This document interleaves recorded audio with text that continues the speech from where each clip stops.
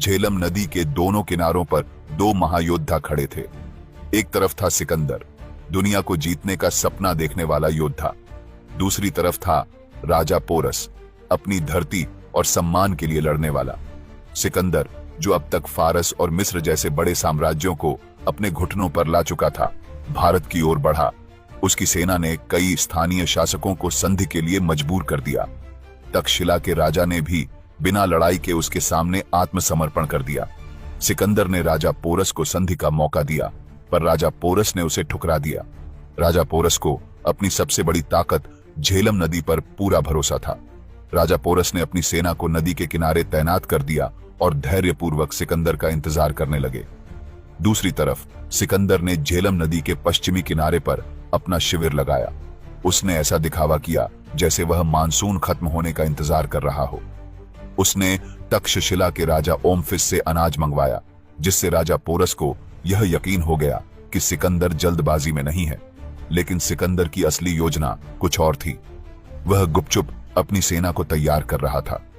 उसने फारस और अन्य विजय अभियानों के दौरान जीते गए सैनिकों को मैसेडोनियन शैली में तैयार किया। इसके अलावा उसने धनुर्धारियों को भी अपनी सेना में शामिल किया। राजा पोरस अपनी तरफ से पूरी तैयारी कर रहे थे। उनके पास विशाल रथ थे और धनुर्धारी भी शामिल थे।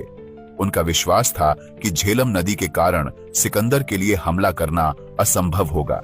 उन्हें यकीन था कि अगर सिकंदर ने नदी पार करने की कोशिश भी की तो उसकी सेना को नदी में ही खत्म कर दिया जाएगा।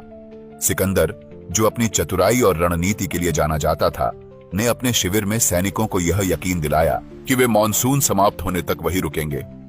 लेकिन रात के अंधेरे में उसने एक अलग योजना पर काम करना शुरू कर दिया। यह लड़ाई केवल तलवारों और भालों का टकराव नहीं थी, यह दिमाग और धैर्य की परीक्षा थी।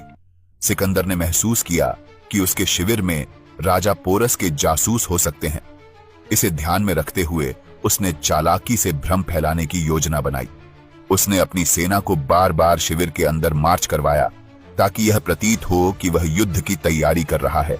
यह सब राजा पोरस को गुमराह करने के लिए था, लेकिन हकीकत में सिकंदर लगातार नदी पार करने के लिए एक उपयुक्त स्थान खोजने में जुटा हुआ था। राजा पोरस ने शुरुआत में सिकंदर की हर गतिविधि पर नजर रखी। वह सतर्क थे, लेकिन कुछ ही समय बाद उसने मान लिया कि सिकंदर या तो थककर हार मान लेगा या मॉनसून समाप्त होने तक इंतजार करेगा। कई दिनों की गुप्त खोज के बाद सिकंदर ने नदी पार करने के लिए एक घने जंगलों से घिरा हुआ स्थान ढूंढ लिया, जो उसके शिविर से 18 मील दूर था। यह इलाका उसकी योजना के लिए एकदम सही था। उस शाम जब भयंकर